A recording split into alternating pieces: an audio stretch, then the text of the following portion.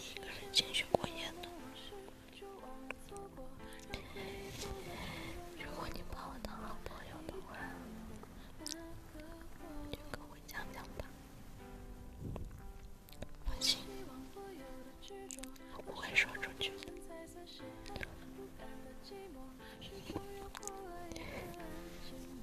说吧。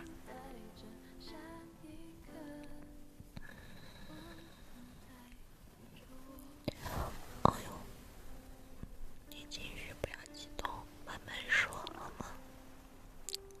我一直都在的，我会陪着你的。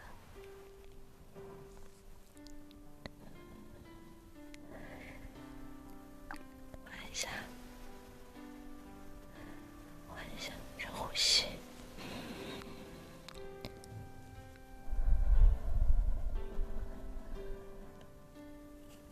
好一点了吗？说吧。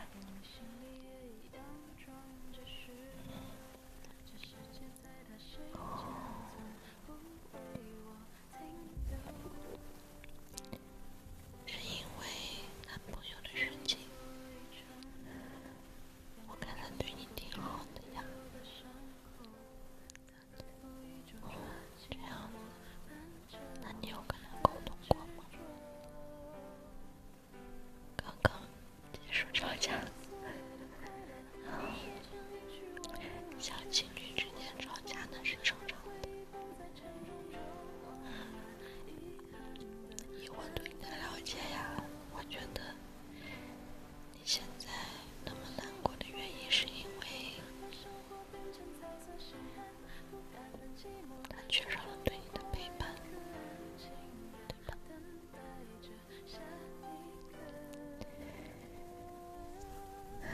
你是一个非常缺乏安全感的小女孩，我知道的，我一直都知道的，所以你才会把任何一段关系看得那么重要，这是我能理解的。就像之前我出去上个班，出去学习一下，你都恨不得10分钟给我打个电话，这说明什么？这说明这个人在你心目中非常的重要，但是你呢，像一个赤裸的小女孩，站在风雨中，一个人。如果这个时候没有人给你撑一把伞，你呀又要淋雨了吧？好在我了解你，你可以这样，你呢好好的跟你的男朋友沟通一下，让他多花一些时间陪伴你。你们可以约定每个周陪你看一部电影，或者是每天晚上给你打10分钟的电话，因为你们是异地嘛，经常见不到面，吵架呢，大大小小的架都是会要吵的。重点是什么呢？重点是你们要好好的站在对方的角度思考问题啊！你想让他多陪伴你，你也要多去理解理解他。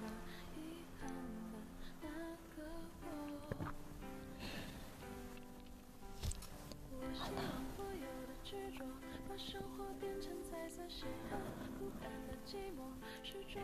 说着说着这么聊的又下来了。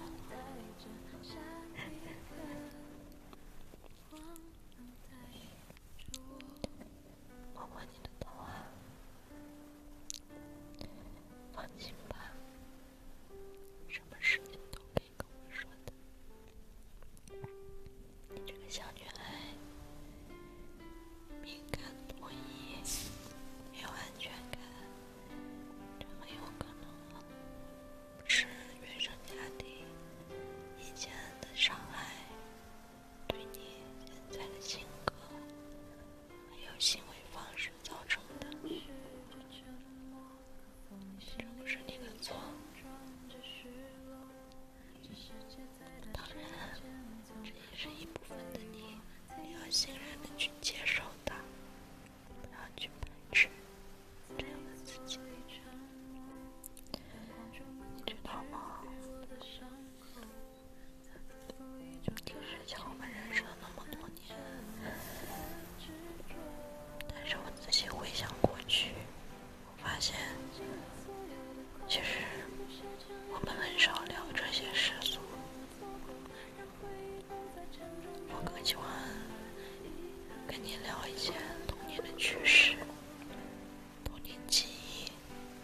或者是我们的幸福时刻，又或者是我们小时候犯的一些错误、至暗时刻。和你聊，你是怎么一步一步走到今天？和你聊种种遗憾，有哪些遗憾？谁保护了你？你又感激谁？和你聊你的孤独坚强，你的谎言，你的逃避。我和你聊了这么多，才算浅薄的认识了你内心深处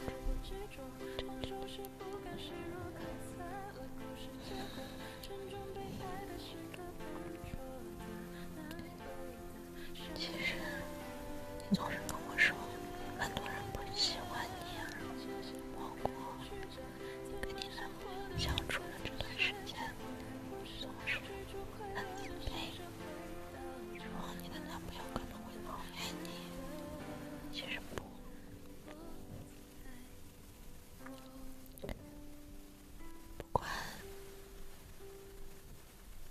管谁讨厌你，我都会非常非常喜欢你的。我喜欢有深度的你，真诚的你，不喜欢没有瑕疵的你。每个人都是有瑕疵的。其实呢，我也讨厌早安晚安时的聊天。我可以和你聊大自然的一切规律、哲学、死亡、世界、人类、智慧、生命、无限的可能。